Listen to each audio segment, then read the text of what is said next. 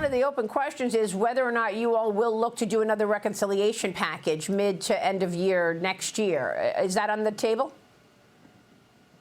According to the Speaker, that's something that he definitely wants to look at. We've got to be focused on getting these appropriations bills done. Right. This is the push to get back to regular order and a regular appropriating process for Congress, which hasn't been done in decades. So right. that's job number one. They can always expect that there's going to be discussion about a potential reconciliation bill if, in fact, Democrats in the Senate will not help President Trump help all Americans. You've said in the past that it's unlikely.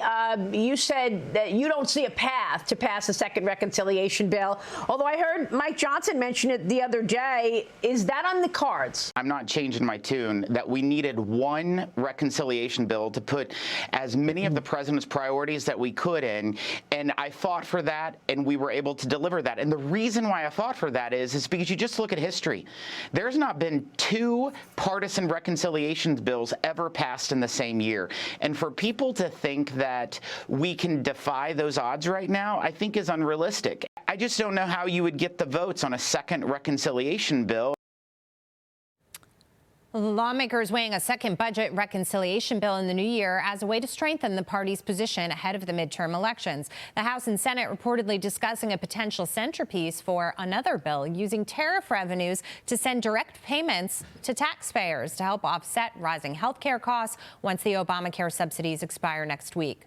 President Trump, meanwhile, promising the biggest tax refund season ever for Americans, thanks to changes made in the big, beautiful bill. Taxpayers expected to see up to $2,000 per household. Joining me now is South Carolina Congressman Russell Fry. Congressman, great to see you this morning. I want to get your thoughts on 2026 and all the spokes of the Trump economic engine in that wheel coming together to fuel growth going forward. Well, I'm incredibly excited to turn into the new year, get back to work, continue to deliver for the American people. You look at some of the economic indicators are very positive heading into next year. And we knew that, this year was a little bit tough. Cleaning up Washington after the last 4 years of Joe Biden was never going to be an easy thing to do. But Republicans and President Trump are doing it. And so next year, I'm pretty optimistic.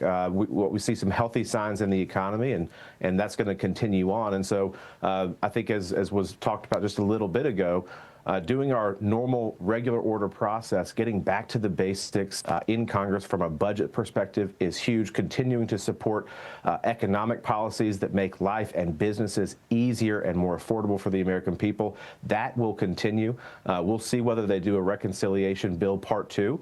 I'm all for it. I think it would be a wonderful addition to finish a successful term and delivering wins after wins for the American people. They did not send Republicans to Congress to be feckless.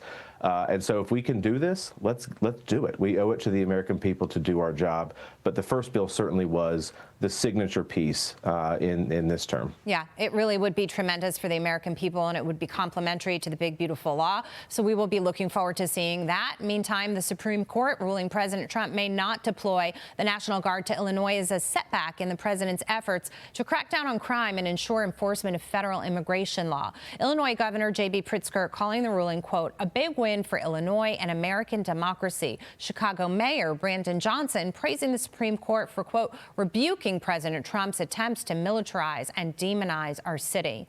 Border czar Tom Homan telling Maria on Sunday that the administration has found thousands of missing children lost on Joe Biden's watch. Listen. 300,000 children went missing under Joe Biden. They weren't looking for them. They couldn't find them. So far, the Trump administration kept its promise to American people. They've already located 129,000 of these children, thanks to the work of FBI, DHS, and HHS. Congressman, want to get your reaction. Well, I love it. I think, unfortunately, what we did see, as Mr. Homan talked about, was that over 360,000 children went missing. Finding them is certainly a national imperative. But this is huge. We look at, crime in the streets. People care and they want to feel safe in their communities. What President Trump has demonstrated, I think, in what he his Washington, D.C. With the National Guard, is that when you flood the zone, when you put resources on the streets, guess what happens? There's less crime. Guess what happens? People feel safer. That's what's happening in Washington, D.C. This isn't just a model necessarily for federal intervention in every city, but it is a wake-up call, I think, to some of these bigger cities that sit back and say, we're not going to police your streets. We're going to create, like, cookie foundations and random things that don't actually do anything to solve the problems of inner cities. And so cities need to wake up and realize, hey, if we pay cops, if we put more cops in the street, guess what? Even in our city, crime will go down. Some places like Chicago obviously want to continue on and make this a partisan issue, but public safety is not a partisan issue.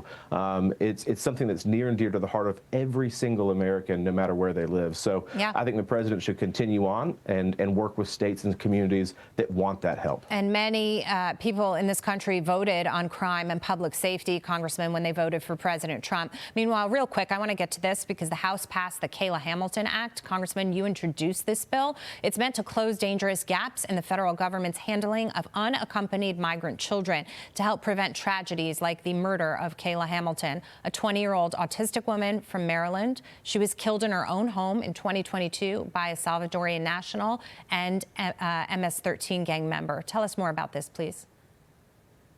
Well, I think Kayla's story is unfortunately a story for so many Americans, and that we have illegal immigrants that have come into this country, that we have put them into our streets and in our communities, and they have committed unspeakable atrocities on the American people. Kayla is no stranger to that. And if we were a little bit smarter as a country during the Biden administration, maybe we would have seen the signs. You know, when Mr. Martinez, who came to the country, and he's Kayla's murderer, when he came into the country, they were doing paper mache products and asking him gender identity rather than looking into his background. Yes, he was a minor, but he was not an innocent minor. He had a criminal background in his home country. He had gang tattoos. And so this bill just simply says, we're going to look at your criminal background. Even if you're a minor, we're going to look at that in your home country. We're going to see if you have gang tattoos on your forehead or neck. These are just common sense things that this country can do so that we have less Kayla Hamilton tragedies in our country. And if we were a little bit smarter and did this, Kayla would still be alive today. Congressman Russell Fry, thank you so much. Great to see you this morning, and Merry Christmas. Thank you. We'll be right back.